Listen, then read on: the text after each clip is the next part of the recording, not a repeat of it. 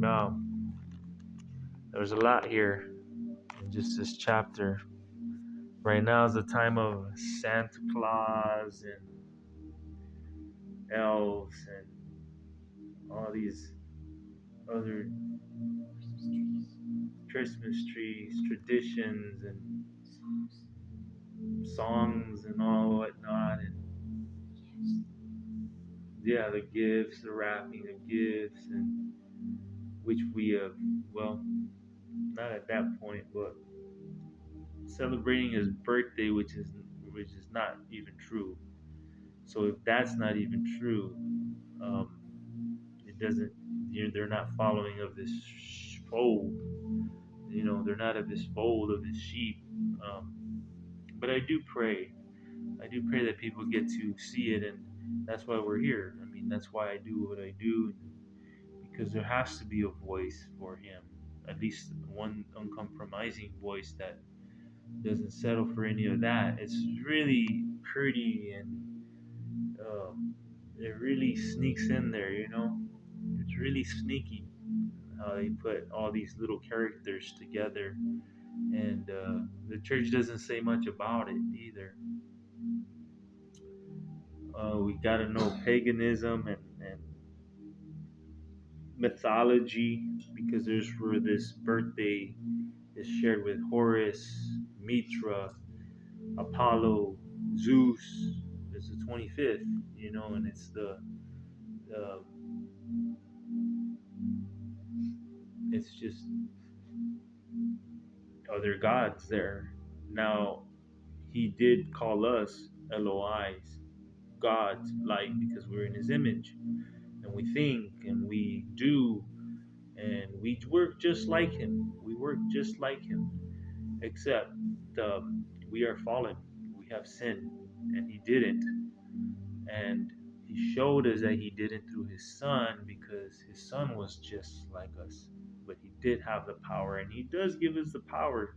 He gives us more. If we read 11, chapter 11, as we go into that one, you're going to see the power that he has. And he even dares to say that he's given it to us. So all this takes faith, though. But with faith, faith has to come through the scriptures. Again, he has to know you. You have to be of his fold. He has to be part of you. If not, there is others that try to come into the fold as well, trying to do anything to be as him, to guide others, and he does guide others. And they're just hirelings. They don't really care for you. Once you're out of their church, they don't go looking for you. They're hirelings, or when something bad happens, they don't go and they don't help you out in that sense. Or uh, you know what that means. I'm pretty sure everyone's had an experience one kind of another. If not, you're probably pretty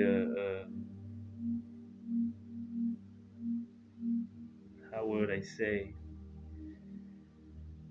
you're listening to another voice, the hirelings, and you're not experiencing much. That means you're just subordinate to the wrong shepherd.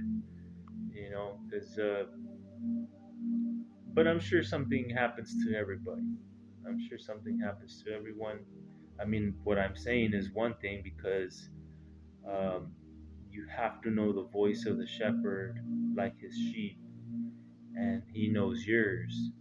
And there's where power comes from. And a lot of the times there is no power in these churches.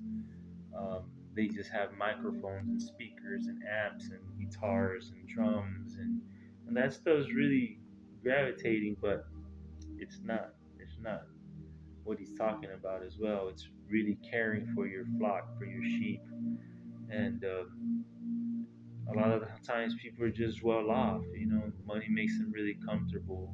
Their houses are comfortable these days, so they don't experience these things. That's because, again, they don't know him.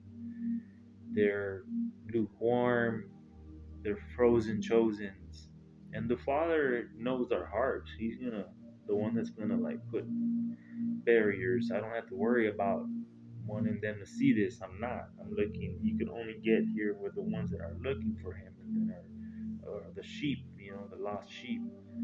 And we're trying to get him through the door, which is Yeshua HaMashiach, who's a Hebrew. Um, and he wasn't outspoken about it. They were telling him, if you are